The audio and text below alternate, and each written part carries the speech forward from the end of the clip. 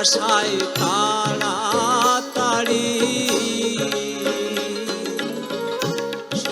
একসময় যার সুরেলা কণ্ঠে মুগ্ধ হতেন হাজারো দর্শক, সেই শিল্পীকেই জীবিকার তাগিদে বেছে নিতে হয়েছে দিনমজুরের কাজ। ভাগ্যের নির্মম পরিহাসে গান ছেড়ে হাতে তুলে নিতে হয়েছে কাঁচি। অথচ এক সময় লোকগান গেয়ে জায়গা করে নিয়েছিলেন মানুষের হৃদয়ে। ম্যাজিক বাউলিয়ানার মঞ্চে সাফল্যের পর বিভিন্ন অনুষ্ঠানেও গান গাওয়ার সুযোগ পেয়েছিলেন এই কণ্ঠশিল্পী। কে দিবে আর সান্ত্বনায় আমার মুখ। বলছিলাম কুষ্টিয়ার মনোহরদিয়া ইউনিয়নের রাধানগর গ্রামের লালটুর কথা।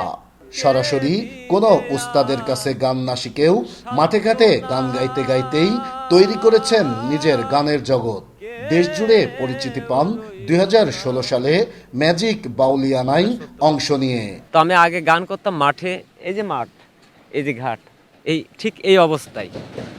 আর গ্রামগঞ্জে একটা আড্ডায় যদি গান করতাম, আমাদের এলাকায় সাধু সংঘ হতো, সেই সঙ্গতে গান গাইতে মন বলতো, কিন্তু গান তখন আমি পুরাপুরি জানতাম না, অল্প অল্প করে একটু একটু সব গানই জানতাম। তো তখন আমি সুযোগ করতে পারতাম না, কেউ সুযোগ দিতেও না।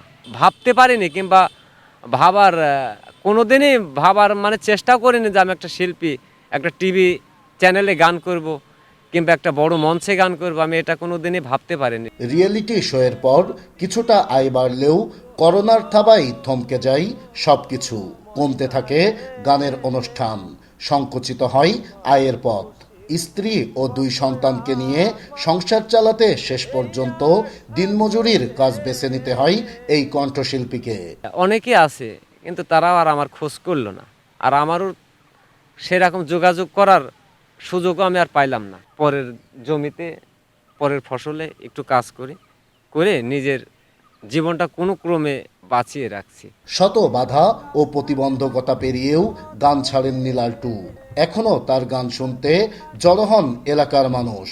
আবারও গানের জগতে ফিরবেন এই কণ্ঠশিল্পী, এমনটাই প্রত্যাশা সবার।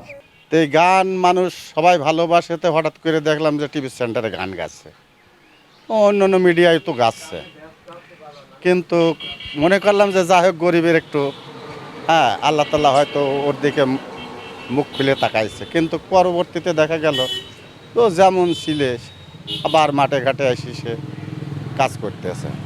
আমরা চাই আবার তাকে ঢাকা হোক মিডিয়ার ভাইরাও তাকে একটু সহযোগিতা করে তাকে মাঠে একটু নিয়ে আসেন, আবার যেন সে যেন টেলিভিশনে চান্স পায়, গান গায়। এমন প্রতিভা শিল্পী যদি হারিয়ে যায়, নতুন করে আর শিল্পী ধরো হতে পারবে না এবং মানুষের বিশ্বাস হারিয়ে যাবে। সঙ্গীতের জগতে ফিরতে চান লালটুও। জীবিকার সংগ্রামের মাঝেও মঞ্চে দাঁড়িয়ে দর্শক মাতানোর স্বপ্ন দেখেন এই সঙ্গীত শিল্পী।